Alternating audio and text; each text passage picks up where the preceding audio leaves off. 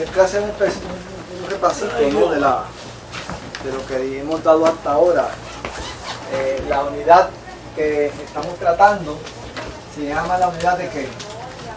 Profetas menores. Menores, ¿verdad? Y habíamos dicho que se llaman menores ¿por qué? Porque Son cortos los escritos, ¿verdad? No son tan extensos como los escritos de los profetas mayores, ¿no? Y habíamos dicho que había 4 profetas mayores, ¿verdad? ¿Cuáles son? Daniel, Ezequiel, Jeremías, Isaías. Okay, Daniel, Ezequiel, Jeremías, Isaías, ¿verdad? Y los profetas menores, pues habíamos dicho que eran 12, ¿verdad? Y que en esta unidad, pues nosotros vamos a estar tocando, pues, algunos de esos libros, ¿no? Que son cortos. Yo creo que usted tiene la oportunidad que usted tiene ahora para poder leerlos, pues son libros, algunos 4 o 5 capítulos. Así que sería bueno que para la próxima clase usted se leyera. En la próxima clase vamos a tocar dos profetas menores, que es Amós y Sofonías. O sea que ya usted esta semana pues se lee esos dos libros que son cortos. Así tiene más o menos una idea de lo que vamos a estar tratando la semana que viene. Esta semana nos toca hablar del profeta Joel, un libro corto, ¿verdad? La semana pasada estuvimos hablando del profeta Oseas y habíamos dicho, ¿verdad?, la semana pasada que la misión del profeta eran 2 básicamente, ¿verdad? Eran 2 misiones básicas de los profetas menos o del profeta, ¿verdad? ¿Cuáles eran esas 2 misiones del profeta? Anunciar el arrepentimiento. ¿Ah? Anunciar el arrepentimiento y anunciar el castigo. Denunciar, ¿verdad? Y predecir, ¿verdad? Predecir. Básicamente serán las dos misiones básicas de los profetas, ¿no? Tenía que denunciar, pues, básicamente la condición del pueblo, ¿verdad? Era aquel hombre que era básicamente seleccionado por Dios con unos propósitos, ¿verdad?, para hablar. De hecho, la palabra que se utilizan varias palabras, ¿verdad?, para hablar de los profetas en la Biblia, pero una de las palabras es Naví, ¿verdad? El Naví, ¿verdad?, la boca de Dios, ¿verdad? Y era básicamente pues la boca de Dios, ¿verdad? Era lo que Dios utilizaba para hablarle al pueblo, ¿verdad?, denunciar la condición, ¿verdad? Y muchas veces Dios tenía que levantar profetas porque pues la condición del pueblo, la condición del sacerdocio, la condición de la política, los gobernantes, pues no era la mejor, y entonces Dios tenía que levantar un hombre particular que no pertenecía ni a la clase sacerdotal ni a la clase real, ¿verdad? Simplemente era un hombre como un corriente, y ese hombre pues Dios lo levantaba para denunciar una condición, ¿verdad? Y también Dios lo utilizaba también para predecir, ¿verdad?, eventos del futuro, ¿verdad?, de lo que habría de ocurrir, ¿verdad?, si el pueblo pues no se arrepentía. Este oficio de los profetas no era fácil, porque como ustedes saben, la semana pasada estuvimos hablando del profeta Oseas, ¿verdad? Sí. Y habíamos hablado que a Oseas le había tocado ministrar en qué momento histórico. La separación de los apóstoles.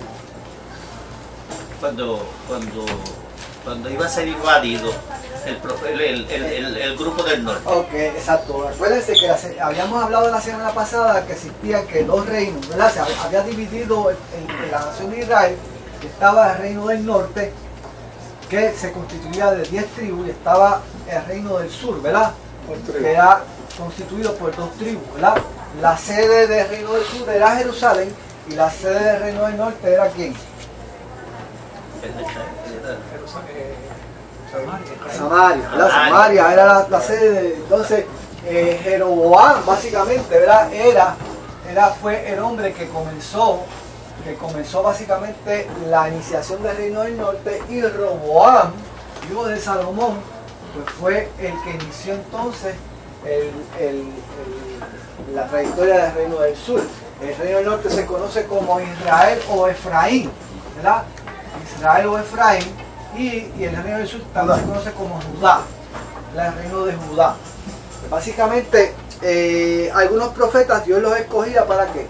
para profetizar en el reino del norte, y Dios también levantaba profetas para profetizar en el reino del sur, ¿verdad? Como ustedes saben, el reino norte cayó cautivo antes que el reino del sur, ¿verdad? Y el cautiverio del reino del norte fue por la nación de Asiria, ¿verdad? La nación de Asiria, básicamente como en el 722 a.C., pues fue básicamente cuando la nación de Asiria que llevó cautivo al reino del norte, esas 10 tribus, pues básicamente no volvieron, ¿verdad? Fueron absorbidas, por así decirlo, ¿verdad? El reino del sur pues fue invadido posteriormente por Babilonia, ¿verdad? Por Babilonia, ¿verdad? Y a Oseas le toca ministrar antes del cautiverio asirio, antes del cautiverio de Asiria. Ahí es que Dios levanta a Oseas, y también Dios había levantado levantó un profeta posterior antes del cautiverio babilónico. ¿Qué fue ese profeta? Jeremías, ¿verdad? Esos dos ministerios fueron ministerios bien difíciles, ¿verdad? Jeremías estuvo en ambos lados. Oseas y El Jeremías. cautiverio estuvo acá. Tanto Oseas como Jeremías les tocó la difícil tarea de ¿qué? De ministrar antes del cautiverio, ¿verdad? Y durante el cautiverio, ¿verdad? O sea, era contemporáneo con Isaías. Oseas el ministerio de Oseas fue contemporáneo con Isaías. Amós. Con Isaías. Con Amós, y también Isaías estuvo, ¿verdad? Y Miqueas también. Y Miqueas también estuvo ahí, ¿verdad? Por lo tanto, esos fueron ministerios casi simultáneos, ¿verdad? Al principio del ministerio de Oseas pues estaba Amós, y luego pues Miqueas e Isaías. Por lo tanto, fueron diferentes hombres que Dios levanta, ¿verdad? Porque la nación, obviamente, habíamos dicho que la nación de Israel pues estaba próspera, era una nación próspera, ¿verdad? Supuestamente había paz con las otras naciones, pero lamentablemente la condición espiritual iba barranca abajo, iba descendiendo. Había injusticia social, había corrupción, había idolatría, había desenfreno familiar, la familia se estaba desintegrando, pero la nación estaba barranca abajo, a pesar de que era una nación que estaba en la prosperidad. Por otro lado, espiritualmente hablando, estaban barranca abajo, ¿verdad? Y es difícil profetizar en esa condición. Porque cuando todo está bien, dice, pero ¿por qué Dios nos está diciendo? Porque a ellos les gustaba mucho decir, bueno, pues si la cosa está bien, porque Dios está con nosotros, hay bendición. Aunque estuvieran haciendo barbaridades, ¿verdad? Esa era la forma de pensar de ellos. Si todo va bien, si lo material está bien, porque Dios está metido en el medio. Pero no se daban cuenta que eso era todo lo contrario, ¿verdad? Y obviamente a Oseas le toca básicamente el ministrar, y Dios lo envía que Dios le dice, pues tienes que tomar una mujer prostituta, tienes que casarte con ella, tienes que amarla y tienes que tener hijos de ella, y de acuerdo a tu familia, esa relación tuya con tu esposo y con tus hijos, esa va a ser el mensaje que yo le voy a dar a este pueblo, ¿verdad? ¿Por qué? Porque cuando Dios habla contundente, habla claro. Dios quiere que el mensaje sea impactante. ¿Por qué? Porque la prosperidad, el materialismo, la comodidad, como que te va adormeciendo. Absorbiendo. Te va absorbiendo. Y Dios tiene que jamaquearte de alguna forma para que tú despiertes, ¿verdad? Y te des cuenta de la condición en la cual tú estás y qué te va a ocurrir si sigues en esa trayectoria. Por eso es que entonces Dios levanta a este hombre y dice, tengo que dar un mensaje contundente a esta nación, ¿verdad? Pues este profeta de la cual vamos a hablar hoy, Joel, es básicamente lo mismo. Es básicamente lo mismo, ¿verdad? Los comentaristas no logran ubicar, porque en el libro del profeta Joel, contrario a los demás libros del profeta, no se ubica históricamente Pero uno puede tratar de fechar ese libro. La mayoría de los comentaristas los fechan para la época de Josías. Ustedes saben que Josías pues fue rey cuando era niño, prácticamente a los 8 años, ¿verdad? Fue que fue rey porque había un sacerdote que se llamaba ¿qué? Joiada. ¿Se acuerdan de Joiada? Un sacerdote que se llamaba Joiada. Tuvo que coger ese muchacho y tuvo que guardarlo. ¿Por qué? Porque había una mujer que se llamaba ¿qué? Atalía. Atalía. Que quería acabar con toda la dinastía, ¿no? De esa descendencia para ella quedarse con el trono. Pero entonces vino Joiada, escondió a Josías, y entonces hasta que finalmente pudieron desbancar a esta mujer del reino, y entonces Joiada proclama que a Joás, siendo todavía un niño, ¿verdad? Rey de Judá, aunque él era que realmente estaba al mando, ¿verdad? Eso es una teoría que fue durante esta época que Dios levanta entonces a Joel. La otra teoría es que Joel profetiza post-exilio, después del exilio de Babilonia, más o menos después, cuando Israel vuelve del exilio, pues entonces Dios levanta a Joel. Yo me inclino a pensar más que Joel está en esta época, ¿verdad? Porque machea mucho la condición del pueblo con esta que está acá, ¿verdad? Con la condición de Oseas, ¿verdad? Y lo vamos a dar cuenta mientras leemos el libro, ¿verdad? Así que preguntas hasta ahí. Pues vamos entonces a comenzar a leer el capítulo 1. El sacerdote era Isias. ¿Quién? Isias. Joiada. Para que probablemente como que a veces les cambian los nombres. Joiada, sí. Joiada. Vamos a leer el capítulo de Joel, ¿verdad? Algún voluntario? Vamos a leer del 1 al 4. William. ¿Esa idea es tuya? Sí, yo el mío. A sentarme aquí por aquí, tranquilito. Ok. Palabra de Jehová que vino a Joel, hijo de Petuel. Oíd esto, ancianos, y escuchad, todos los moradores de la tierra. Ha acontecido esto en vuestros días, en los días de vuestros padres. De esto contaréis a vuestros hijos, y vuestros hijos a sus hijos, y sus hijos a otra generación. Lo que quedó de la oruga comió el saltón, y lo que quedó del saltón comió el revoltón, y la langosta comió lo que el revoltón había quedado. Ok.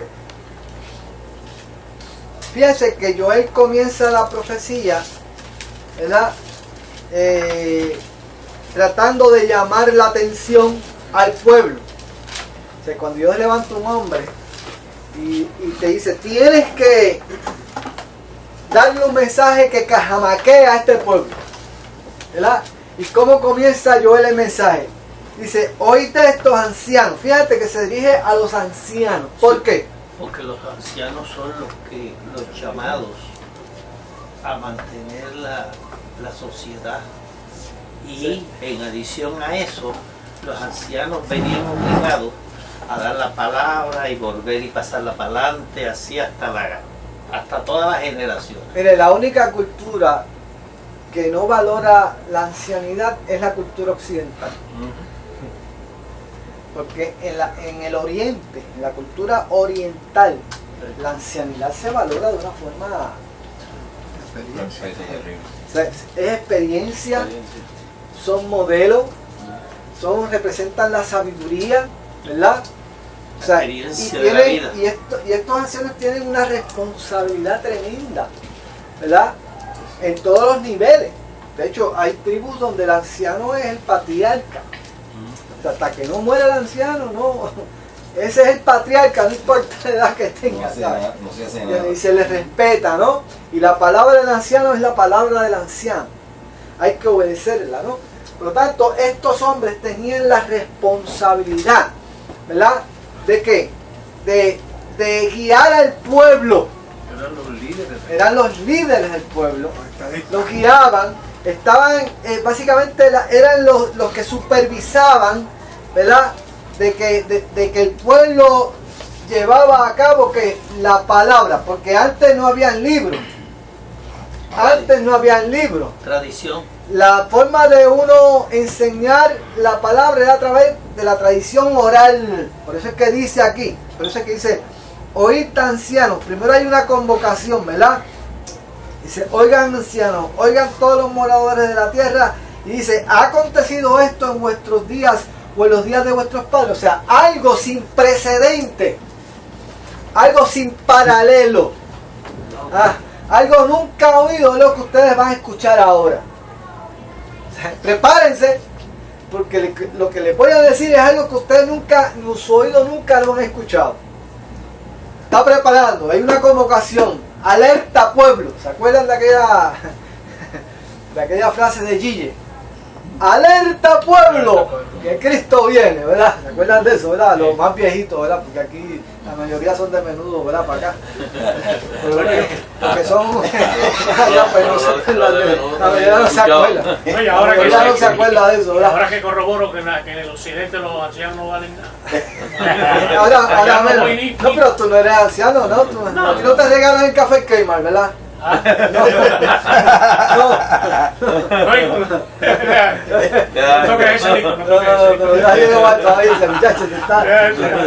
Bueno, pues mira, pues entonces dice, de esto contaré a vuestros hijos y vuestros hijos a vuestros hijos y sus hijos a la otra generación. Había una responsabilidad de cada generación.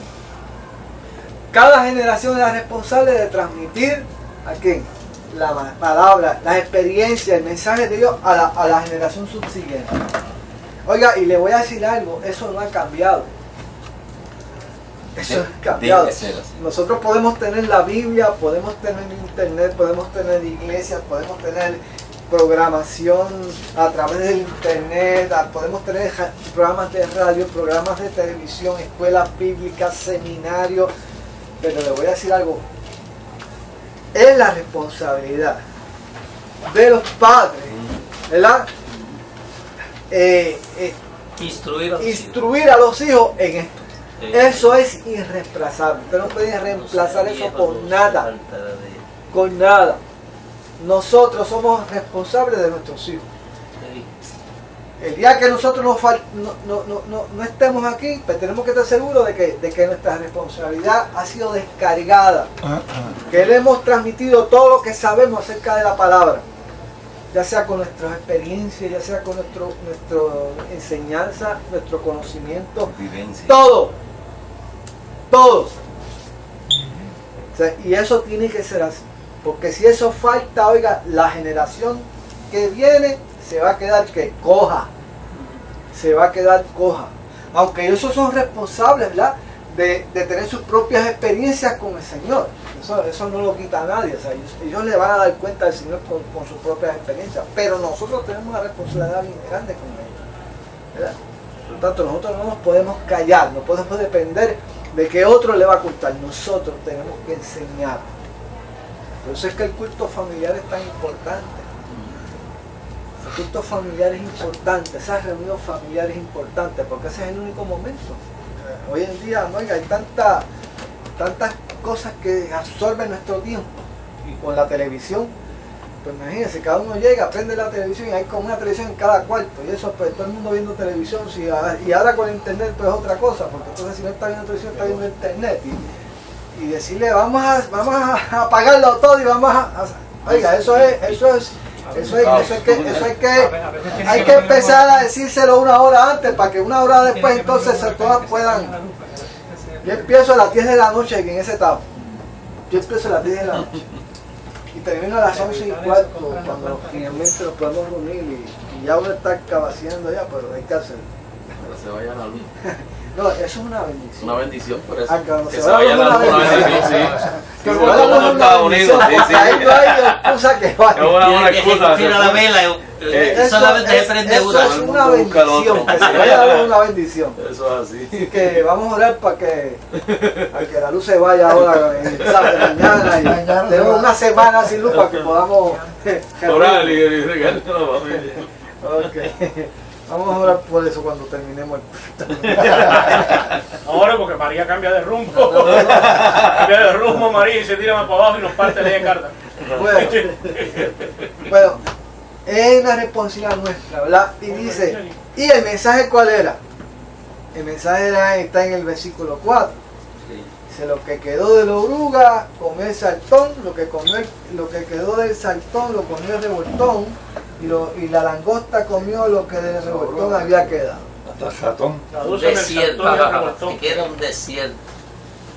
Hay comentaristas que dicen que eso se puede recibir, eso se puede representar una invasión de langosta. Sí. Y no son las que se comen allá, ¿sabes? Ni las que se pescan en el mar, ¿verdad? Esperanza. Son langostas, ¿verdad? Son una invasión de langosta, una plaga de langosta, ¿verdad? Son unos animalitos voladores, oiga, que eso Sí. se Son come esperanza, pero son brown. se Parecen come como la esperanza, vegetación ¿no? completa y son millones y millones de langostas.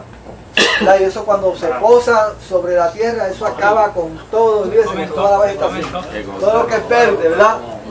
Pues obviamente acaba con todo eso. Le damos la bienvenida al misionero, Amén.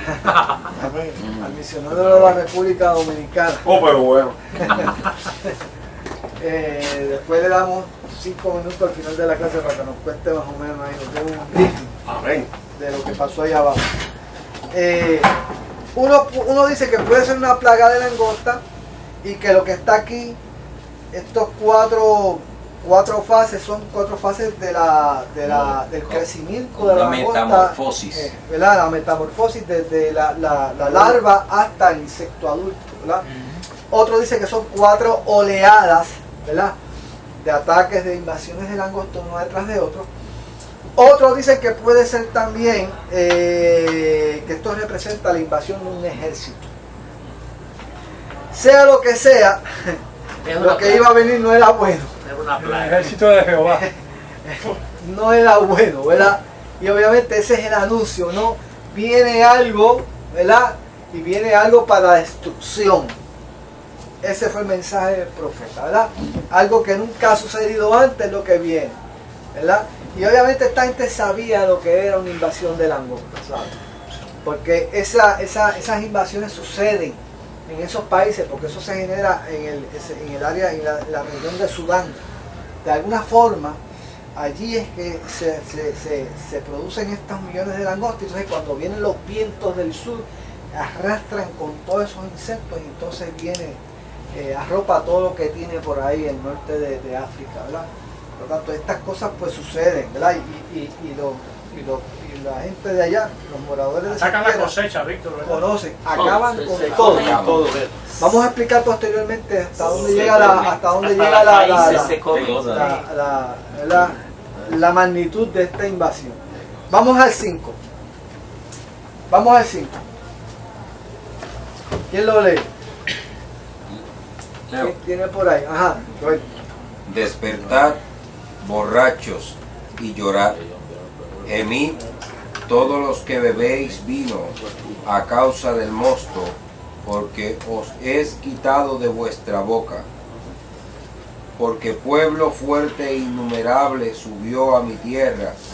Sus dientes son dientes de león, y sus muelas, muelas de león. Asoló mi vid, y descortezó mi higuera. Del todo la desnudó y derribó, sus ramas quedaron blancas. Llora tú como joven, vestida de cilicio, por el marido de su juventud. Desapareció de la casa de Jehová la ofrenda y la libación. Los sacerdotes ministros de Jehová están de duelo. El campo está asolado. Se enlutó la tierra, porque el trigo fue destruido, se secó el mosto, se perdió el aceite. No, que hasta yo. Vamos a discutir hasta el 7, hasta el versículo 7, desde el 5 hasta el 7. El versículo 5 es bien importante, Sí. porque este versículo es de los únicos versículos donde se puede deducir un poco, porque esta profecía de Joel, aunque usted no lo crea, no dice mucho acerca de la condición del pueblo. No dice mucho acerca de la condición del pueblo. Y uno de los pocos versículos que podemos sacar algo de qué era lo que estaba sucediendo, por qué de esta plaga, qué pasaba, por qué Dios mandaba esta plaga, pues este es uno de los pocos versículos que se pueden sacar, ¿verdad?, del libro para describir cuál era la condición del pueblo. Y había mucho ocio. Ok, ¿cuál era entonces la condición del pueblo de acuerdo a este versículo que está aquí? ¿Cómo usted la puede describir, Joel? Uno puede percibir que había ocio en el pueblo, había tiempo para hacer pago. había un descuido sobre lo que ya el pueblo sabía que había que hacer dentro de su conocimiento, aprendizaje que ya tenían dentro de como pueblo de Dios. Y lo que se puede ver es que había un despego por las cosas de Dios. Bueno, Se habían el entregado. pueblo estaba en prosperidad. Todo iba bien. Pero, por otro lado, el estado espiritual iba ¿qué? Decayendo paulativamente. Estaba decayendo paulativamente. Entonces, la palabra o el adjetivo que podemos sacar aquí, ¿verdad?, o el nombre por la cual Joel describe la situación del pueblo es que despierten porque están borrachos. Ahora, yo no sé cuántos aquí pues llegaron a probar un poco de alcohol. Un poco, a beberme un dron. Ya que ustedes habían nacido en el Evangelio, ¿verdad? Yo no. Pero que pudimos pasar por A esa, mí el Señor me rescató los y que de qué pudimos manera. pasar por esa experiencia, podemos saber cuál es el estado Aquí casi nadie. despertar. No, yo sé que el mismo no pudo, el mismo no pasó por esa experiencia, pero el estado de borrachera No hay sobriedad. es un estado No hay sobriedad. donde tú como que los sentidos Sí, se neutralizan, o sea, es un estado neutral. La voluntad desaparece, o sea, es como un letargo, Actúa como los animales en forma de. es instintivo, o sea, el movimiento Instintivo. tuyo es instintivo. Para anestesiar la conciencia. No hay nada de voluntad de tú decidir algo, voy a hacer esto, y si lo decides momentáneamente se te olvida y sigues por un derrotero que te lleva el impulso, o sea, es el impulso natural del hombre lo que tú sigues. Lo que te pida, o sea, tú te dejas llevar por lo que te pide el cuerpo. El instinto. O sea, tú no te resistes a nada, lo que el cuerpo te pide, eso es lo que tú haces. No hay sobriedad. No hay sobriedad, o sea, no hay claridad de mente en ningún momento, ¿verdad? Y tú sigues el pedido del cuerpo. El cuerpo te la pide. Y es un estado de comodidad. Yo estoy bien, No lo espera, tengo todo, no espera la razón. Es un estado de no abandono. espera la razón, Es un estado de abandono. no hay fiscalización de ti mismo, ¿verdad? Ese es el estado que está describiendo precisamente este versículo. Ese era el estado de ese pueblo. Y obviamente utiliza el estado de borrachera porque ese es el estado que más puede describir el estado del pueblo. Por eso que dice despierten. Tenían que despertar. O sea, Dios tiene que enviar mensajes drásticos porque el estado del pueblo es tal que necesita un jamaqueo fuerte para que el pueblo recapacite y se dé cuenta del estado en que está. No hay otra forma. Se dice que cuando Nerón mandó a quemar a Roma, lo hizo bajo una bojachera. Y entonces, para que no dijeran que era que le estaba bojacho, le dijo: Eso era culpa de los No, cristianos. eran los cristianos que quemaron a Roma No, ¿sabes? y los mandó a matar a todos. Pero eso es para que ustedes vean lo que puede hacer un estado de comodidad, un estado de conformidad, un estado, como dice Joel, de ocio, un estado de el materialismo te va apagando poco a poco Abandono. fusibles, Abandono. ¿verdad? O los sistemas de alarma se van como que desactivando poco a poco. Cuando tú ves a ver, estás que Te da lo mismo. hacen las cosas Empezaron celebrando. automáticas. Celebrando y celebrando hasta que... No tiene que ver nada con alcohol. No tiene que ver nada con alcohol. Tiene que ver más bien con el estado de la sensibilidad. Una metáfora. Se habían hecho insensibles. Entonces los borrachones aquí es metafórico. Es metafórico, porque lo que está hablando es del adormecimiento del pueblo. Sí. El pueblo está próspero, Que ya no le importa a nada ellos más. no le importa nada más. Están en abandono. Está en abandono. Que no se daría su buen día, Víctor, también. Bueno, realmente lo que está diciendo es que el pueblo está en un letargo espiritual. Está neutralizado. La prosperidad No los ha reacciona, emborrachado. no La reacciona prosperidad a los ha nada. O sea, están anestesiados, en otras palabras. emborrachado. Cuando tú estás anestesiado, tú no te tienen que poner algo fuerte en la nariz para que tú puedas reaccionar y despertar. Tiene que pasar algo grande para que tú puedas despertar y darte cuenta de, espérate, un momentito, ¿qué pasa? Pues mira, a veces pasan estos desastres naturales. Yo no estoy diciendo que Dios envíe desastres naturales a los lugares. Pero tienen que pasar cosas de esta magnitud para que el pueblo se dé cuenta de unas cosas, ¿verdad? De unas cosas, pues si no es así, no. La gente no despierta.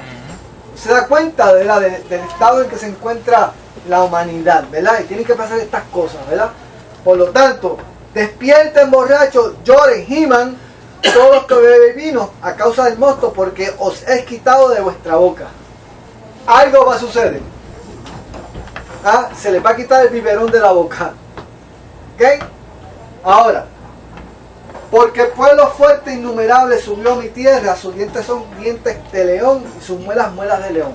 Ellos estaban en paz con todas las naciones, era un pueblo fuerte, era un pueblo poderoso. Israel tenía un ejército poderoso, bajo el reinado de Jeroboam II, porque esto pasó durante Jeroboam II.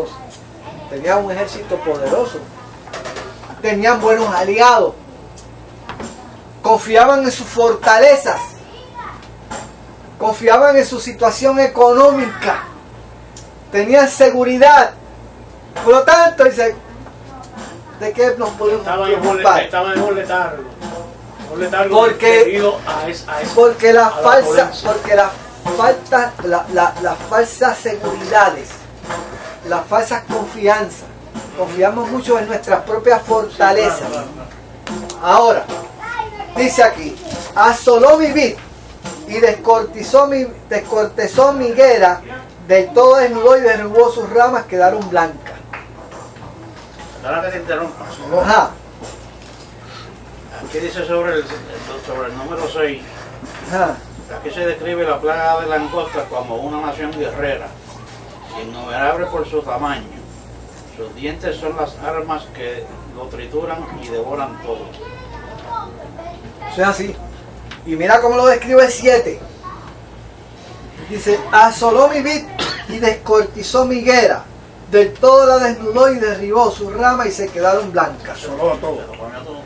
Fíjense que las langostas, esos dos árboles no son los árboles preferidos de la langosta. La langosta lo devora todo y esto es lo último que ataca. David, La vid y la higuera. Por lo tanto, si todo lo demás se acabó, imagínense ustedes la magnitud de la plaga que fue. Que cuando se acabó todo, pues vamos a darle duro a la vid y a la higuera. Ahora, la vid y la higuera aquí son símbolos. ¿Por qué? Porque la vid y la higuera eran símbolos de que de la culminación de la felicidad, de la seguridad del pueblo de Israel. Tanto, o sea, el sueño de todo israelita es que sentarse bajo su parra, ¿verdad? Bajo su higuera y allí disfrutar de las bendiciones del Señor, y eso era el símbolo de la culminación de la felicidad, de la alegría, del gozo, del contentamiento.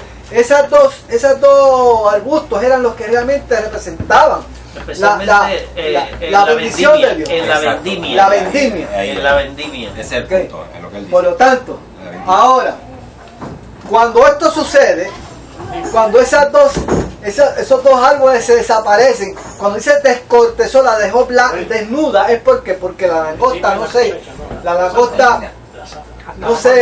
Hasta la corteza se come.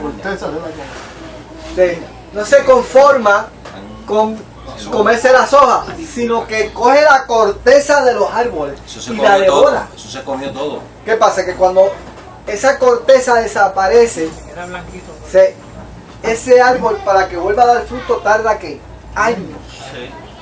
Años en volver a volver Se come la vegetación, se queda, entonces eso implica que el ganado se quedó sin pasto, la oveja se quedó sin, ¿sabes? No hay donde pastar, es un caos. La temperatura aumenta en el país, la desertificación aumenta, Es un caos.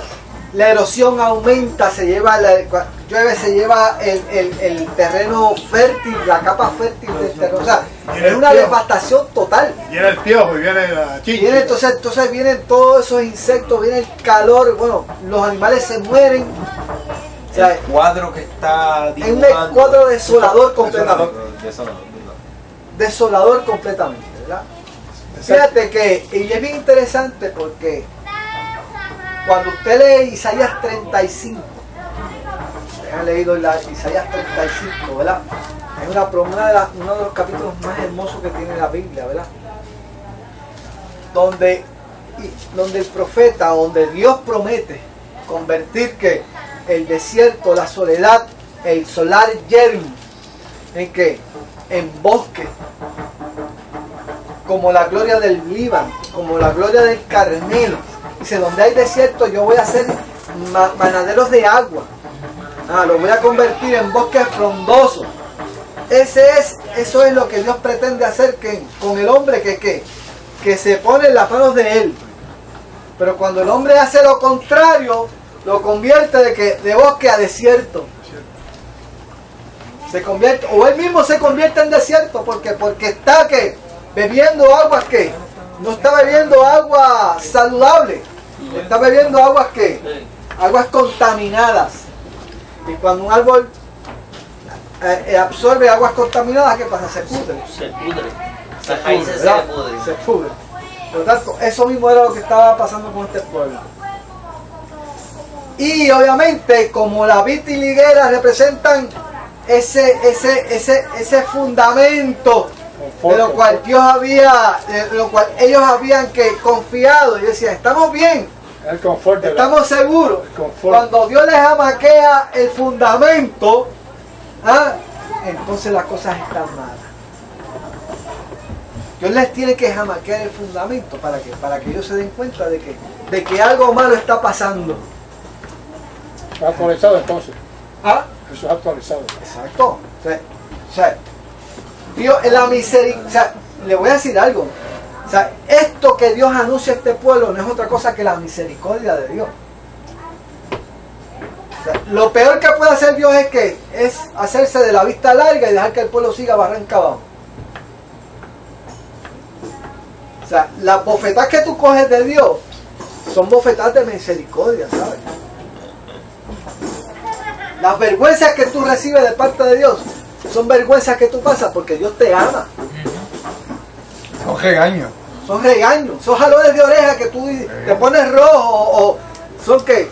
Son expresiones de amor de parte de Dios porque Dios te ama.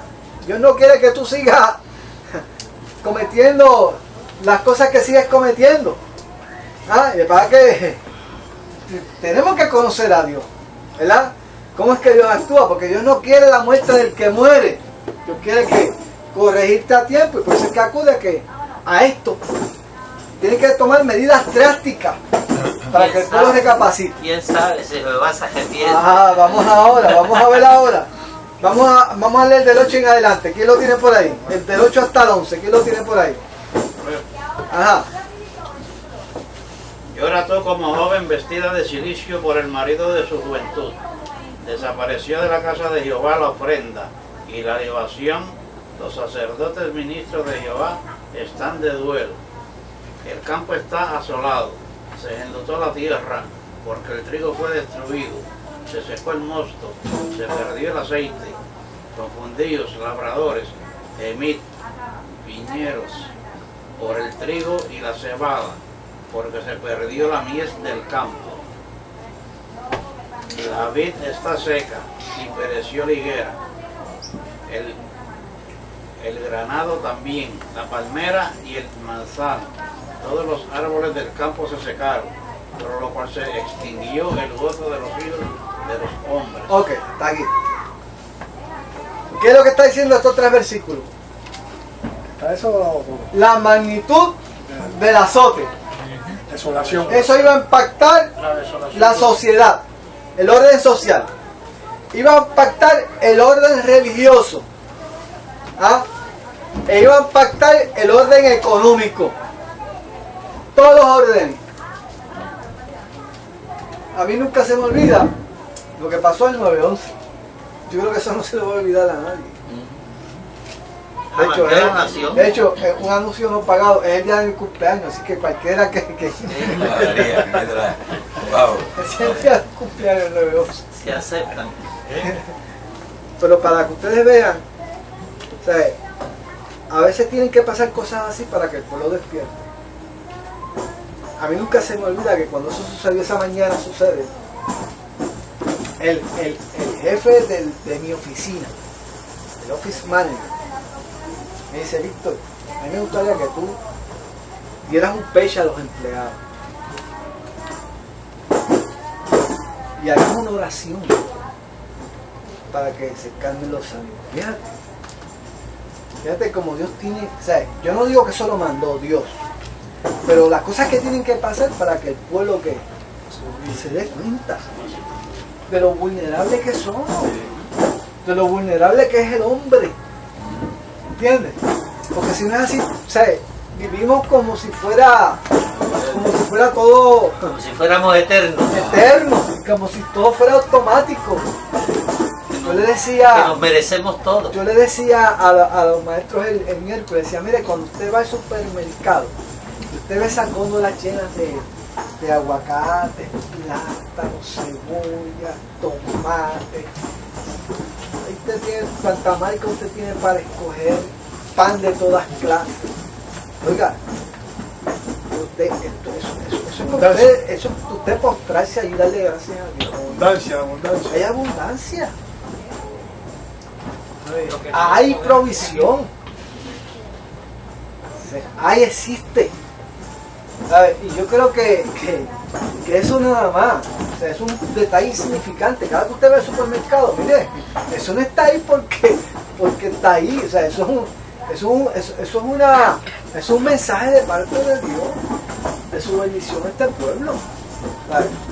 Yo creo que, o sea, que tenemos que ser más sensibles a lo que Dios hace y a nuestra dependencia de parte de Dios. Cada vez que usted se echa una comida, un bocado a su boca, oiga, dele gracias a Dios, que no sabe. No solamente mirar atrás el que está en la comida. ¿Entiendes? O sea, tenemos que ser más sensibles, ¿verdad? Por lo tanto, o sea, esto impactó, fíjate cómo Dios representa a la nación. ¿La representa con qué? Con una joven vestida de cilicio, que enviuda antes de casarse. Así es representada la nación. Y ese es el estado más triste de una mujer. El estado más triste de una mujer era que estando desposada de un joven, se le muriera el muchacho y se quedara sin descendencia. Oiga, eso sí era triste. Y más en esta sociedad, que las mujeres no significaban mucho. Eso sí era triste. Pues así mismo dice que se viste de silicio. De pelo era como un coat, pero de pelo de cabra o de camello, que eso es eso pica.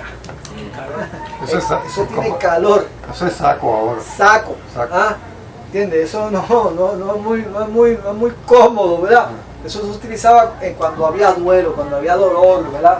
Ese tipo de cosas, ¿verdad? Ese es el impacto social. El impacto religioso. El impacto religioso está en el versículo 9, ¿verdad? Dice, desaparece la ofrenda, desaparece la libación en la casa de Jehová. Los sacerdotes y ministros de Jehová están de duelo. ¿Por qué? Porque no hay trigo, no hay mosto, no hay aceite. ¿Por qué? Porque esos eran los materiales que se utilizaban ¿para qué? Para hacer ofrendas durante el sacrificio. Grata a Jehová. Y cuando la ofrenda se detiene, cuando no hay nada que ofrecer, ¿qué implica eso? Se suspendía la relación Que con no Dios. había relación, no había pacto. Ya el pacto se había roto. Por lo tanto, había un impacto religioso, ¿verdad? Del azote. Y finalmente hay un impacto económico, porque como ellos se creían que tenía mucho dinero en el banco, tenía un CD tremendo. Las acciones estaban Una señal de que Dios había estaban abandonado dando dividendos. Eso es cuando tú te confías mucho en lo que tienes en el banco. Confías mucho en las casas alquiladas que tienes. Confías mucho en muchas cosas y no de Dios. Pues mira, eso es lo que dice el versículo 11. Confundió el labrador en mi viñedo por el trigo y la cebada, porque se perdió la miel del banco, la viña está seca, pereció la higuera, el granado también, la palmera y el manzano, todos los árboles del campo se secaron, por lo cual se extinguió el gozo de los hijos de los hombres. Todos los órdenes se trastocan. Se trastocan. Dios amaqueando a su pueblo. Dios amaqueando a su pueblo. Yo creo que aquí Dios ha jamaqueado unos cuantos, ¿verdad? O nos ha jamaqueado unos cuantos, ¿verdad? Pero gloria a Dios por eso, ¿sabes? Dele gloria a Dios por eso, ¿sabes? Vamos al llamamiento para el arrepentimiento, que es el 13 y el 14. ¿Quién lo tiene por ahí? ¿Quién lo tiene? Tony. 12. 13 y 14. Ceñíos y lamentad, sacerdotes, gemid, ministros del altar, venid, dormid en silicio, ministros de mi Dios, porque quitada es de la casa de vuestro Dios la ofrenda y la libación. Proclamad ayuno, convocad asamblea, congregad a los ancianos y a todos los moradores de la tierra en la casa de Jehová vuestro Dios y clamad a Jehová. Ok. Tony. ¿Quiénes son los responsables ante todo esto? Los sacerdotes. El aparato religioso. ¿Por qué? Porque son los representantes. Son los representantes. Son los que tenían la responsabilidad. ¿Ah? Son los que tenían la responsabilidad. Por lo tanto, dice, ustedes son los primeros que tienen que postrarse. Ustedes son los primeros que se tienen que humillar delante de mí. Ustedes son los primeros que tienen que arreglar las cuentas conmigo. ¿Ah? Porque mi pueblo está así. Es porque ustedes tienen una grande responsabilidad que han dejado de ejercer. ¿Ok? Y después de eso, entonces tú vas a ¿qué? A convocar. Después de tú haberte humillado, después de tú haberte postrado delante de Dios, entonces tú tienes que autoridad para poder convocar al pueblo. Convocar asamblea. Está poniendo la responsabilidad a los sacerdotes. Ok. ¿Qué dice Primera de Pedro capítulo 2 versículo 9? Mas vosotros sois ¿qué? Linaje escogido. Real sacerdocio. ¿Qué quiere decir eso? Que tú eres, tú y yo somos ¿qué? Somos sacerdotes delante de Dios ahora. Los llamados. Y tú y yo tenemos una responsabilidad como la tenía esta gente en aquel momento. Yo soy responsable, en cierto sentido, de lo que está pasando allá afuera. ¿Qué yo estoy haciendo? ¿Qué yo estoy haciendo? ¿Cómo yo estoy contribuyendo a que lo que está pasando allá afuera no ocurra? ¿Estoy haciendo algo? o estoy en un letargo, estoy... Te da lo mismo. Como eso es allá, ellos se están matando unos a Eso no es otros. conmigo. Vale. Yo no me meto allí porque después meto un tiro. Oiga, eso no es lo que dice aquí. O sea, nosotros somos responsables ante Dios de este pueblo. Pues nosotros somos responsables ante Dios de este pueblo. La pregunta es ¿qué yo estoy haciendo? O sea, ¿cómo yo estoy contribuyendo? ¿Ah? Ese Convocar. La verdura. Sí. Hermano, Ah. hermano, tengo algo acá. Ajá. A mí me Voy. llama la atención acá, porque es cierto, Dios está llamando aquí a los sacerdotes, ¿no? Pero antes, con la parte sociable, ¿verdad? el pacto Está social. la parte social está llamando primero a los líderes del pueblo, Ajá. a los líderes. Es como un equipo interdisciplinario, ¿no? A veces nosotros vemos las cosas así como de pirámide. Primero esto, segundo esto, tercero no. Es algo así como hacía mesa redonda, ¿no? Todos tenemos Como mesa responsabilidad. redonda, ¿no? Entonces, el líder, porque hay un dicho que dice que tal cual como es la cabeza, así así es el cuerpo. Entonces, tal cual como es la cabeza de nuestros gobernantes, en este caso, así es el pueblo en su comportamiento social, ¿no? Y tal cual como es la cabeza de nuestros sacerdotes, de nuestros líderes sacerdotales, porque todos somos sacerdotes, cierto, pero entre nosotros hay unos líderes. Y según como es ese líder, así será también el resto del cuerpo de esos sacerdotes. ¿Entiendes? Por eso es que Dios aquí llama primero a estos líderes, como Llama a capítulo. al gobernador, pues vamos a llamarte a ti a capítulo. Entonces, pero vamos a llamar también a estos sacerdotes a capítulo también. Claro. ¿Sabes? O Y sea, por eso que- te digo, que- todos nosotros tenemos responsabilidad. Cada uno le va a tener que dar cuentas a Dios de lo que hace. Pero como aquí estamos nosotros, pues yo los convoco a ustedes, y me convoco a mí mismo. Y me tengo que poner delante de Dios y decir, Señor, ¿qué yo estoy haciendo? ¿O en qué yo soy responsable de lo que está ocurriendo allá afuera? Fíjate, hermano, te voy a dar un testimonio, hermano.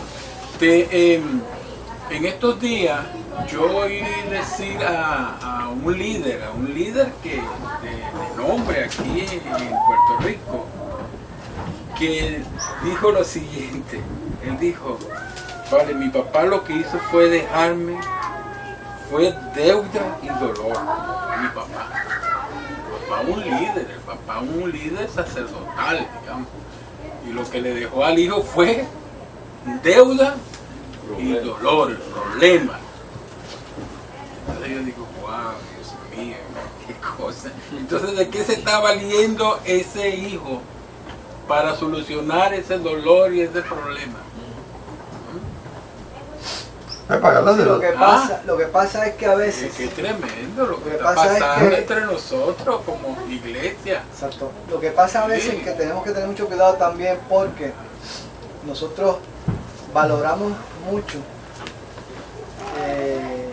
A veces creemos que la herencia solamente es lo material. Lo bueno. Bueno. Si papá me da una buena herencia, papá es bueno. Pero nos olvidamos de las enseñanzas, que es lo más importante. Pero cuando dejó Nos enseñamos longaniza. del modelaje. Nos olvidamos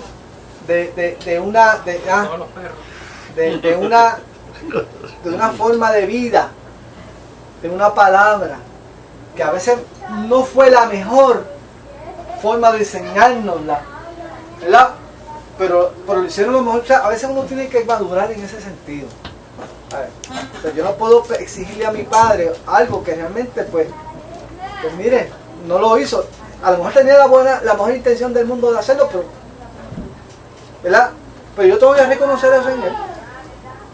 ¿Entiendes? Yo reconocer que por lo menos hizo algo. ¿verdad? Yo tengo que reconocer que esa herencia de parte de él es más importante que cualquier herencia de los 2 pesos que me pueda dejar a mí. La semilla que dejó. Exacto. ¿Entiendes? Y yo creo que eso es lo importante. O sea, cuando hablamos de herencia, ¿cuál es la herencia cuál es la verdadera herencia, en otras palabras? ¿Verdad? Y yo creo que eso es uno de los problemas, ¿no? Principios y valores. Sí, correcto. Y eso es mucho más importante. Yo de mi viejo, yo fui único hijo. Y de mi viejo recuerdo, él murió de 88 años. Y de él recuerdo todos sus refranes, porque él era un refranero. Él nació en el campo, tierra de él. Y él todo era base de refranes. Él tenía 800 Proverbios. Refranes. Cuando él le iba a dar algo a mí, iba a dar un consejo, etcétera, éramos muy buenos amigos. Entonces, teníamos nuestras diferencias y todo, porque imagínate, la diferencia de edad pues hacía la diferencia de pensar también. Pero cuando él me iba a dar algún consejo, una opinión o algo, él siempre aplicaba un refrán. Y yo, todos los refranes de él, todos, los aplico, los llevo en mi mente y los aplico en mi vida. Esa es la verdadera. Y eso para mí es la mejor herencia que me puedo dar. Y uno tiene que reconocer eso, ¿verdad? Tiene que reconocerlo. Por lo tanto, hay una... José, tú ibas a decir algo. Que uno no es responsable del daño que le hicieron a uno es responsable de cómo uno va a actuar.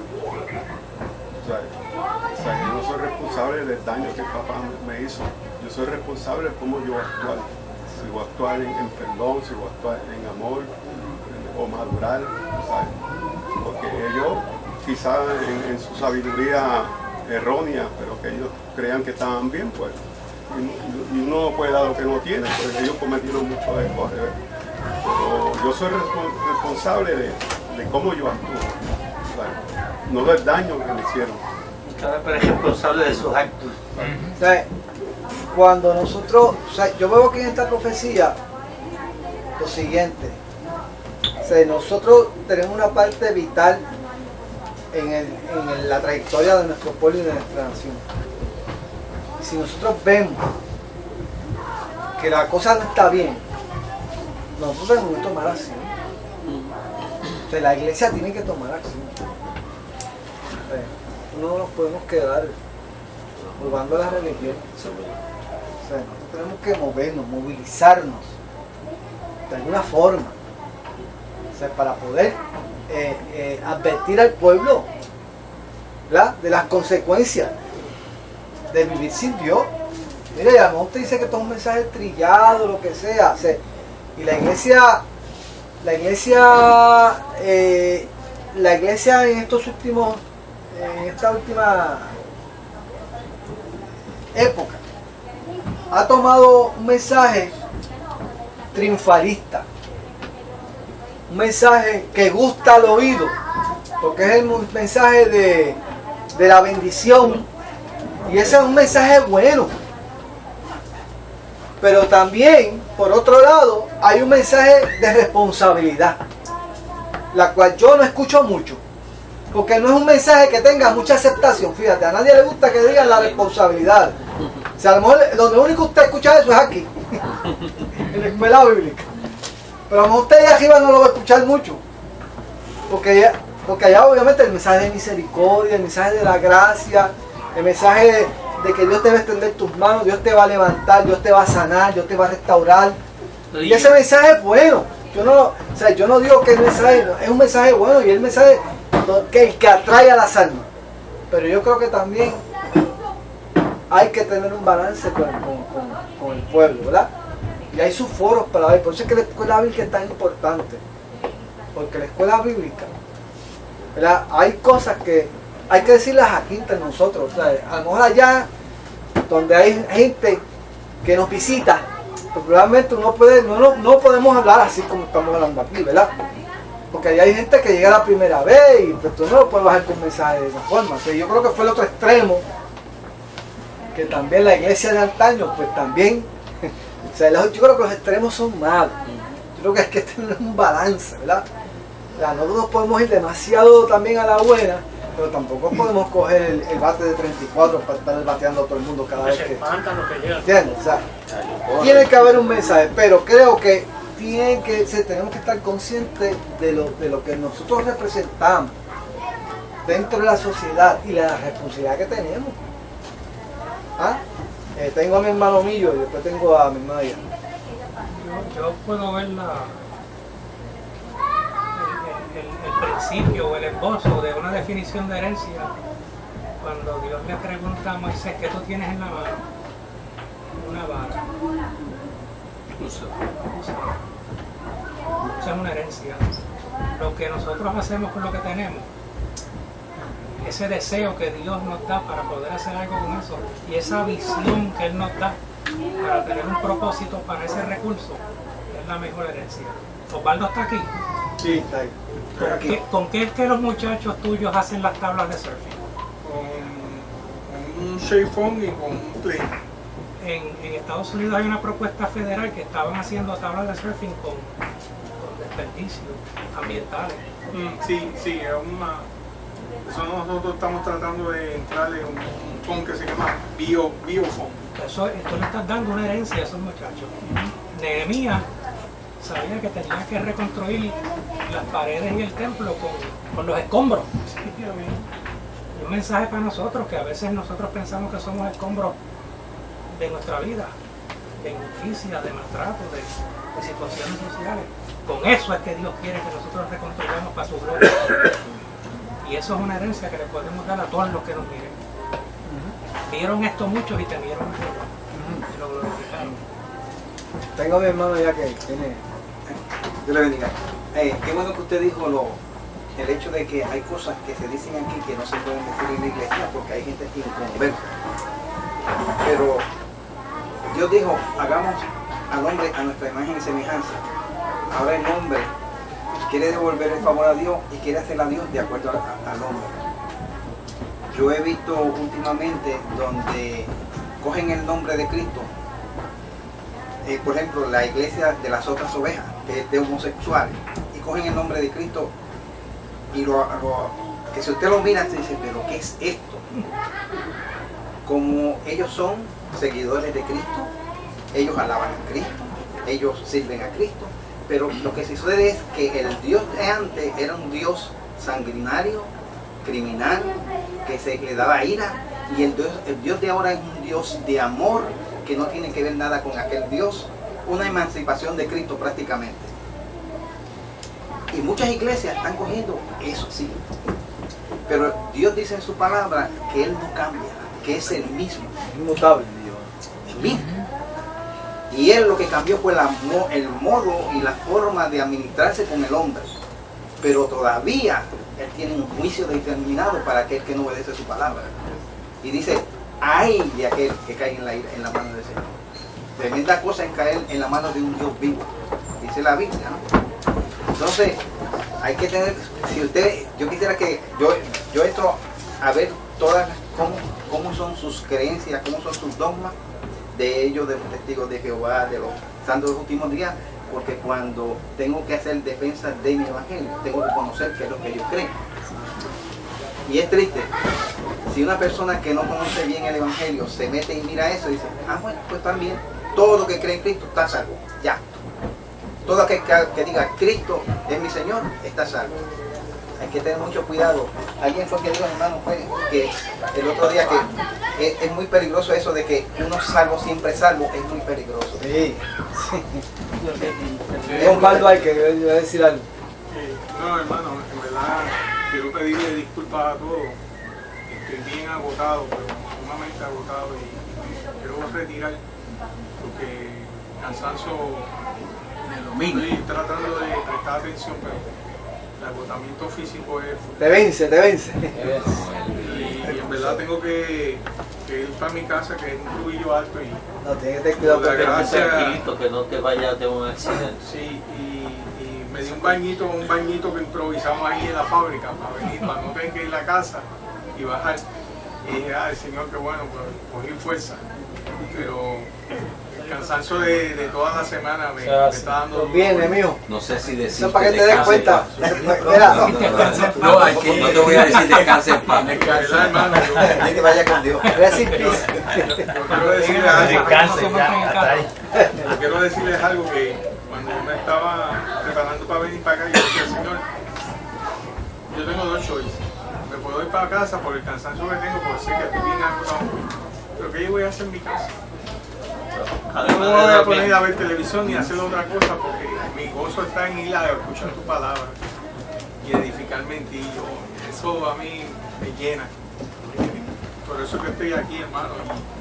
Y yo quiero decirle a ustedes que estoy bien orgulloso de todos ustedes y que están aquí gozándose en el Señor, porque es una gran bendición estar aquí. Amén. ¿Verdad que sí? Esto es lo más delicioso que en toda la semana yo me disfruto. Me disculpan y Dios te bendiga mucho. Vaya en paz, hermano. Vamos al capítulo 2. Yo digo una cosa, hermano. Ajá, Poli. El juicio de Dios dice que empieza por la casa de Dios. Si el juicio empieza por nosotros, porque Dios tiene que disciplinarnos, corregirnos. Hay muchas cosas tortuosas en nosotros que Él tiene que ir enderezando. El juicio empieza por nosotros. ¿Dónde quedará entonces para aquellos? Ahora también veo la otra parte, que por más que cumplamos nosotros con la responsabilidad que tenemos, no dejará el mundo de andar como Él anda. Nosotros lo que tenemos es tener conciencia de que estamos cumpliendo en el Señor, ¿verdad? Saber lo que lo estamos haciendo para no tener una conciencia culpable, ¿no? O sentimiento de culpa que, no, el país está por esto por causa nuestra, no. Porque el hombre natural, nosotros estamos entendiendo todo esto aquí, porque somos hombres espirituales, tenemos la mente de Cristo, pero el hombre animal, el natural, el que no conoce a Dios, el que no ha nacido de nuevo, no entiende lo que estamos hablando acá. ¿Me entiendes? Entonces yo digo, porque también Dios usa vasos de deshonra, con la misma masa que hizo vasos para gloria, que somos nosotros, también usó con esa misma masa, hizo unos vasos de deshonra para mostrar su ira, para mostrar su juicio, ¿entiendes? Para hacerle saber al mundo que Él es Dios y que Él es el que está haciendo la historia. Entonces, yo lo que quiero es que los hermanos tampoco se sientan culpables que todo lo que está pasando allá es culpa nuestra, porque nosotros no andamos en línea, porque el enemigo puede valerse de eso y entonces bajarnos la autoestima espiritual que Dios nos ha dado en Cristo Jesús. Y entonces, sí.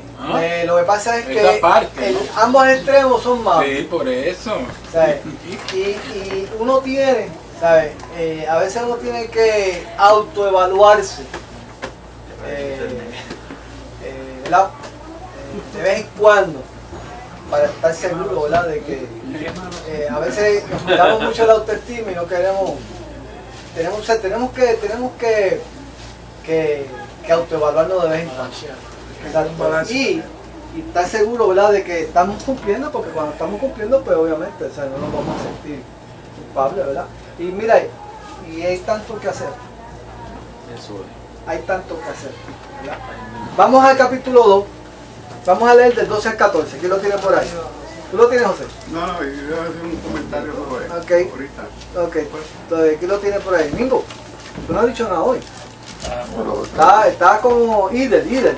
La vida está seca. No, está por eso. 12 al 14. Está lleno de monstruos. ¿Estás aquí o estás allá en el? Tenemos un saltón, fue. El saltón es revoltón. Por eso pues ahora, dice Jehová, convertíos a mí con todo vuestro corazón, con ayuno y lloro y lamento.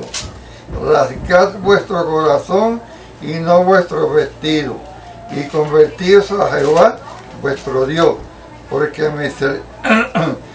misericordioso es y clemente, tardo para la ira y grande en misericordia, que se duele del castigo.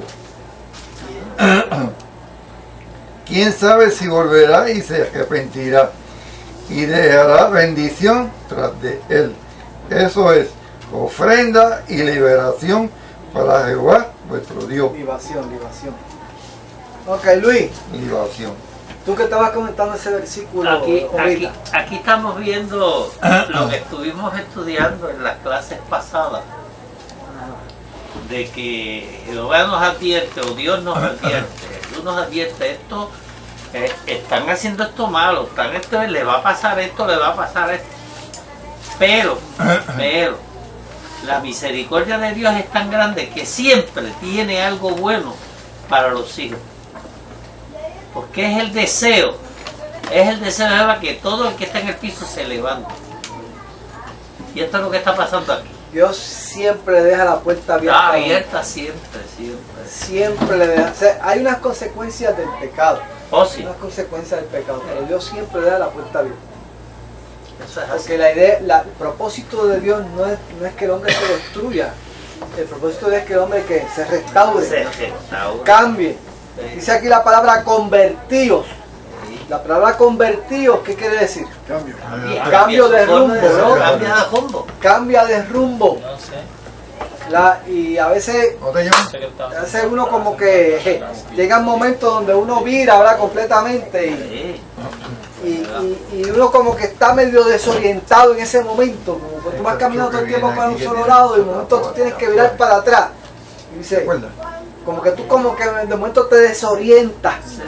Porque estás acostumbrado a caminar para esa misma dirección, pero de momento cuando tienes que cambiar, no es fácil. No es fácil, ¿verdad? No es fácil. Pero tenemos que hacerlo. Y ahí cuando uno comienza a caminar en el lado contrario, ahí Dios entonces comienza, ahora yo soy el que voy a fijar.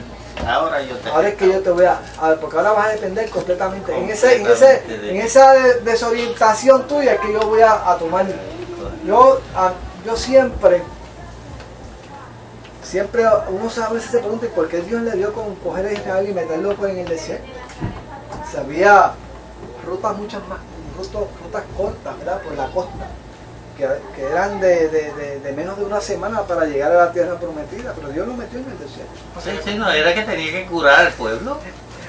En el desierto no hay orientación ninguna. Usted no se puede buscar algo para que aprendieran a depender de él exclusivamente. Es correcto, porque Dios quiere que en ese convertido, en ese cambio de rumbo, tú comiences a depender. La brújula que era tuya, ahora es de Dios. Ahora Dios es el que te va a decir cuál es la dirección que ustedes cuentan. Esa era la gran decepción de Moisés.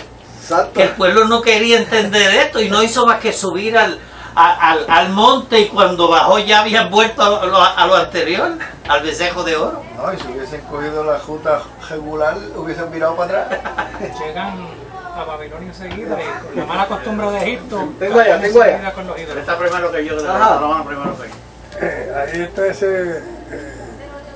diciendo que el hombre debe de arrepentirse con fervor, no arrepentimiento de un día para otro y al otro día seguir pecando, sino con el corazón contrito para poder tener entonces la salvación. No rasguen vuestros vestidos, sino se rasguen vuestro corazón. Tengo allá mi mano y después tengo del 12 al 14. Ajá. Arrepiéntete enseguida y confesar cuando descubras tú en ti el pecado. Confiésalo y deja que Dios obre en tu corazón.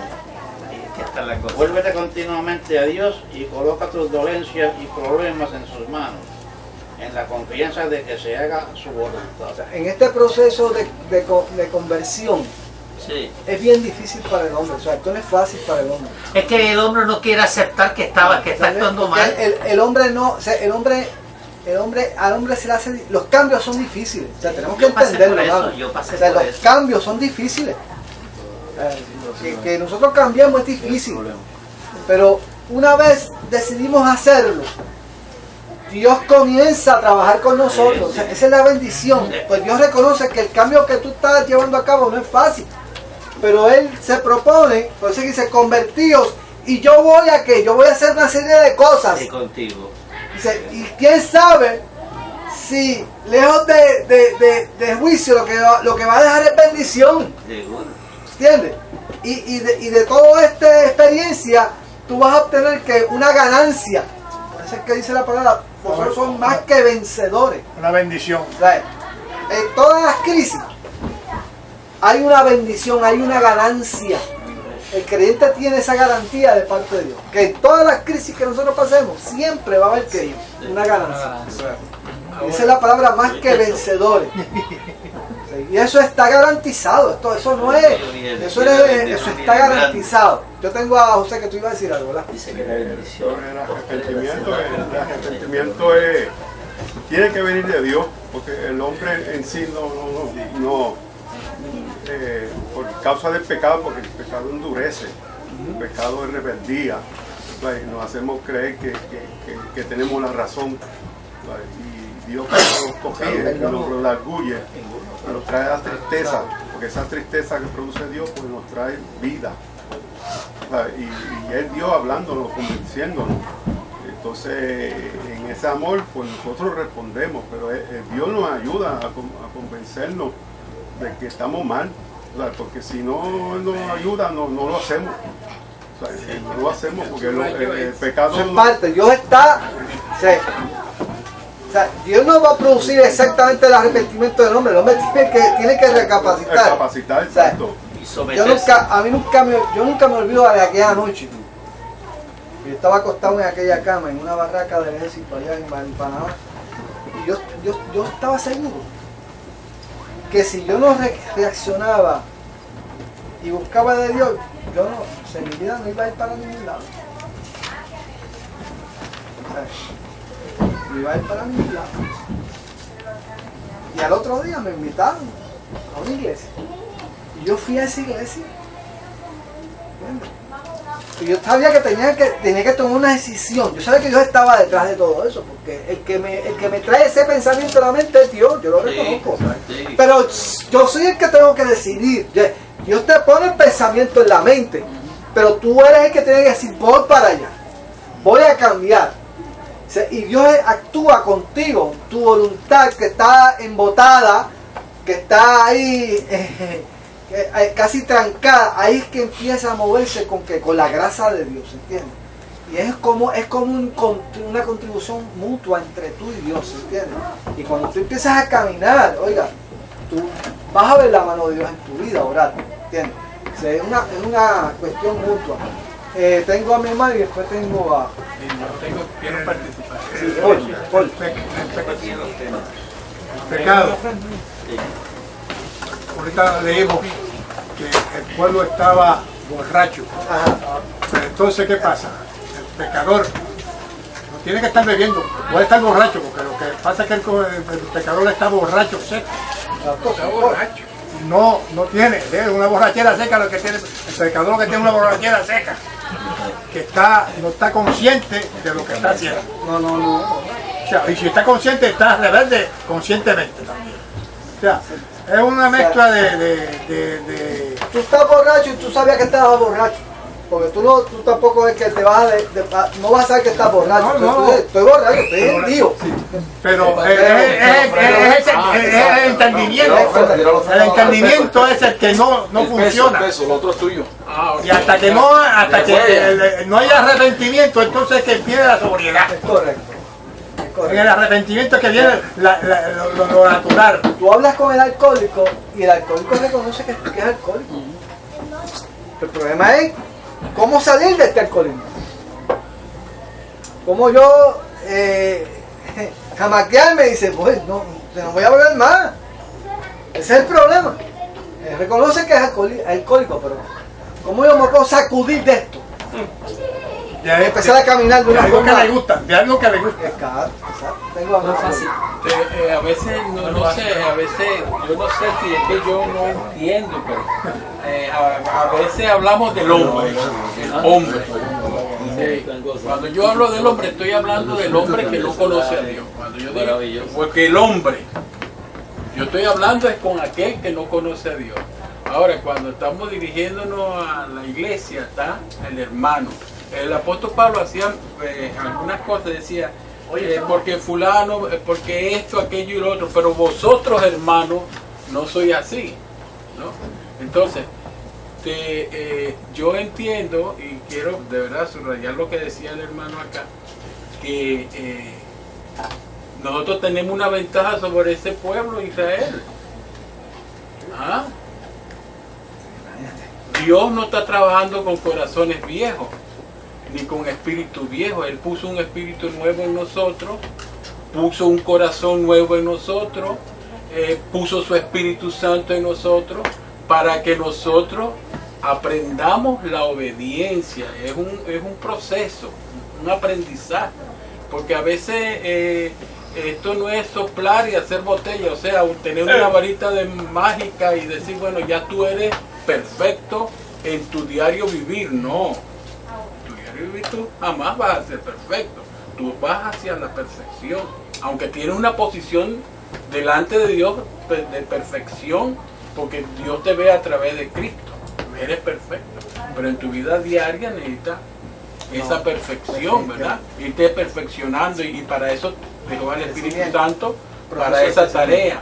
Y cuando no quieres hacer lo que el Espíritu Santo te está guiando, empieza a recibir la corrección de Dios, la disciplina de Dios, sí, la disciplina de Dios. Y entonces vas aprendiendo, ¿no? Y entonces entiendo también, hermano, que el hombre, bueno, lo quiero poner a la mesa con a manera de discusión, de análisis, de crítica, ¿no? Que el hombre no tiene la capacidad para elegir a Dios, para escoger a Dios, porque entonces la Biblia nos dijera que nosotros estamos muertos en nuestros delitos y en nuestros pecados. O sea, que yo creo que un muerto no tiene la capacidad de elegir, de escoger, de decidir. Dios, a través de la palabra de Dios y el Espíritu Santo, despierta aquellas facultades que están muertas para nosotros empezar a responder al llamamiento de Dios. Amén. Pero la iniciativa es de Dios, y lo consecutivo es de Dios, y lo final es de Dios. El que empieza la obra de nosotros. Entonces el yo nuestro tiene que ir como desapareciendo, porque siempre ese yo. Claro, yo con esto no quiero fomentar la dejadez, el descuido, porque yo no quiero vivir descuidadamente como cristiano y vivir como me da la gana como cristiano, pero como humano que incurro en unos errores, en una falta, en unos comportamientos que yo digo, wow, pero ¿cómo es esto? Pero entonces para eso está la obra del Espíritu Santo, ¿no? que va llevándonos. O sea, que nosotros debemos dar gracias a Dios que nosotros estamos en una dispensación o dentro de un pacto de gracia, ¿no? Donde, wow, porque si no, ya todos fuéramos raídos del libro y fuéramos semejantes a Sodoma y a Gomorra, ¿verdad? Yo me uno acá al compañero Paul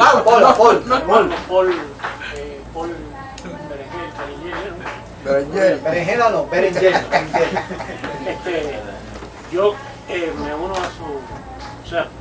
a ese línea de pensamiento. Yo,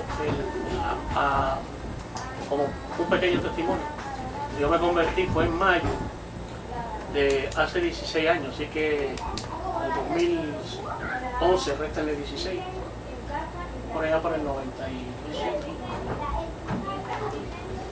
Mayo, sé que fue en mayo, no me acuerdo la fecha, fue un domingo. Yo venía para acá, no venía para acá. Yo cogí una turca de Black Label, que aquello era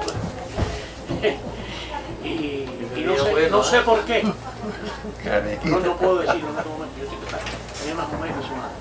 Pero digo, voy a ir me vino a la mente Moisés, que yo veía de vez en cuando el programa Respuesta, de vez en cuando, once in a while. El programa de Respuesta, digo, voy a ir donde el pastorcito que me gusta como habla, a la iglesia. Ya yo tenía más o menos una idea, tú sabes. Y arranqué para acá y llegué. No sé cómo llegué, pero llegué. Me acuerdo y, ay bendito, me dicen que Moisés no estaba. Digo, ay Dios mío. Qué casualidad que yo vengo a escuchar a Moisés y Moisés no está, estaba de viaje. Predicaba esa noche lo que sustituyó Isaías Narváez. Qué tranquilazo. Espérate. Déjalo ahí. Y la predicación aquella me cayó, pero así fue para mí completa. Y yo empecé a llorar y a llorar y a llorar y a llorar. Hablaron del White Label. Hermano. No del Black Label, del White Label. Del White Label. White Label y Blue Label. Parejero. Hermano, se me quitó la borrachera. Total. Pero total. Quedé clarito. Pero te digo, acepté al Señor. Y cuando me fui, que ya era las 10 y pico de la noche, cayó un aguacero y compuse mi primera alabanza. He encontrado un amigo. Mira, yo te hablo de eso. Amén, amén. Bueno, hermano. Y no, espérate, ahí la cosa me acaba. Lo que quiero decir, la coletilla que quiero poner es que lo que Dios no cambia. Este era un mujeriego, yo no, este es mujeriego, era hablando de que si mujer y mujer. Este era el chulín y pin ahí. Mira, Tú eres. Mira,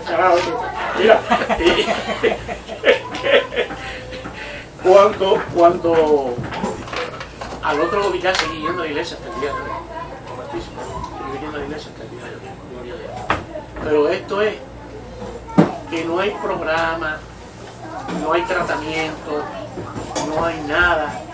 El único que te puede sacar del alcoholismo, de lo que sea, de la borrachera, a mí se me quitó la borrachera, porque lo que predicó una madre. Y ahora le voy a hacer el chiste del borrachito, que llega Alcohólicos Anónimos y abre la puerta y la muchacha le dice, ¿viene a apuntarse? Y dice, no, vengo a borrarme. Quiero leer esto para dejar 5 minutitos a Stanley. Quiero que escuchen lo que pasó allá en Stanley. 5 minutitos nada más, pero quiero dejarlo con él porque la... Quiero leer el versículo 18 al 27 que dice, estas son las cosas que Dios... Una vez uno se convierte, ¿verdad? Dios comienza a dar unas cosas a nosotros.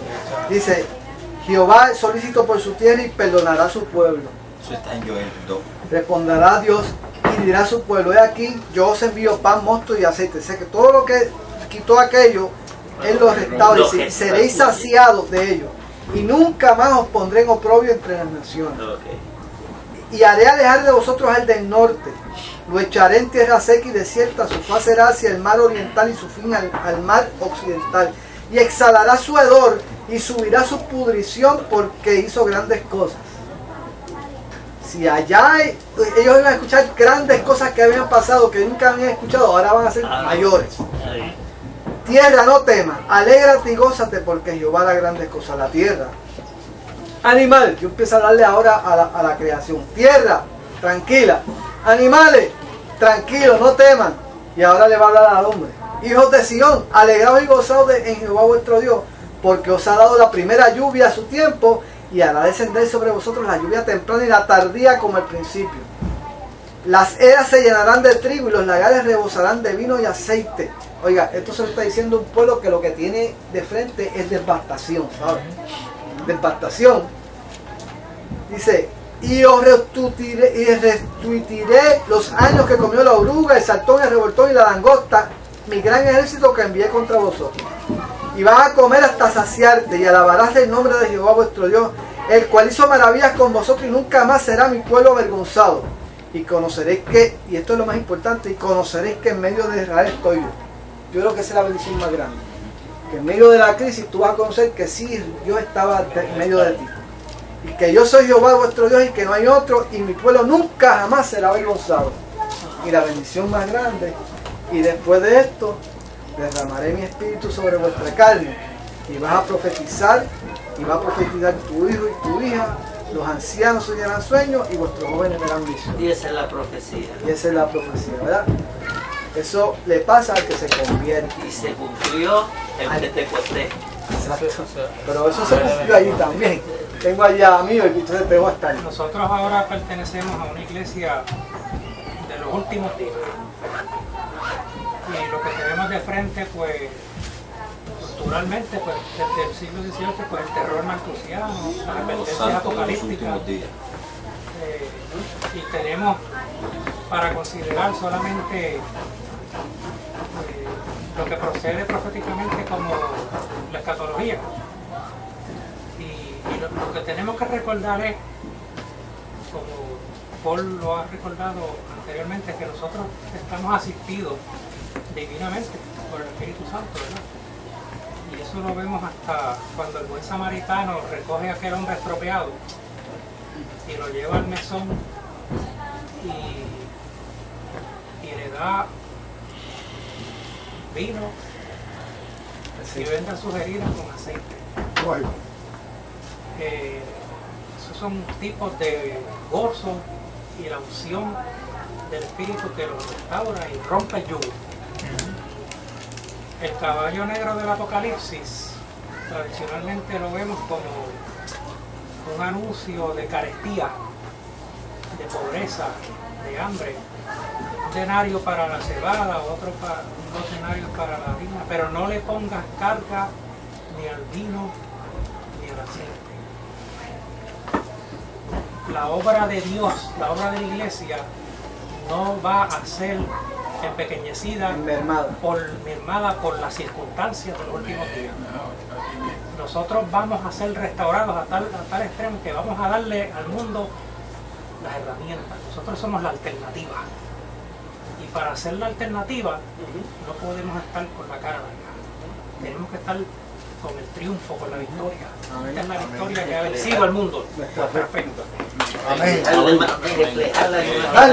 Pero como sonaba eso, ¿a qué no estaba el cielo? Amén. Bueno.